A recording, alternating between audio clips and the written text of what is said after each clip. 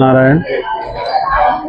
శ్రీ భూనీలా సమేత శ్రీ వెంకటేశ్వర స్వామి దేవాలయం టిఎన్ జోసి కాలువలో వేచి చేసినటువంటి శ్రీ స్వామివారి కార్తీక మాసాన్ని పౌర్ణమిని పురస్కరించుకొని ఈరోజు దేవాలయంలో ఉదయం పూట స్వామివారికి విశేష కార్యక్రమాలు నిర్వహించబడ్డాయి. సాయంత్రం విశేషంగా గరుడ వాహన సేవతో స్వామివారిని అలంకారం చేసి స్వామివారికి గరుడ సేవ వాహనతో గరుడ వాహనం తీశారు. ఈ గరుడ వాహనంలో విశేషంగా భక్తులు పాల్గొని స్వామివారి గరుడోత్సవంలో పాల్గొని స్వామి అనుగ్రహాన్ని పొందుతున్నారు.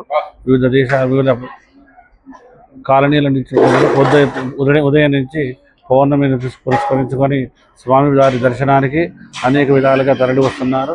మామూలు కాలనీ నుంచే కాకుండా వేరే విలేజ్లలో కూడా ఊళ్ళ నుంచి కూడా వచ్చి స్వామివారిని దర్శించుకుంటున్నారు. కోరిన కోరికలకు ఇచ్చే కొండంత దేవుడైన వెంకటేశ్వర స్వామిని దర్శించుకునే పౌర్ణమి రోజు దర్శించుకుంటే వారి కోరికలు తీరుస్తాయని అందరూ కూడా అనుకుంటున్నారు.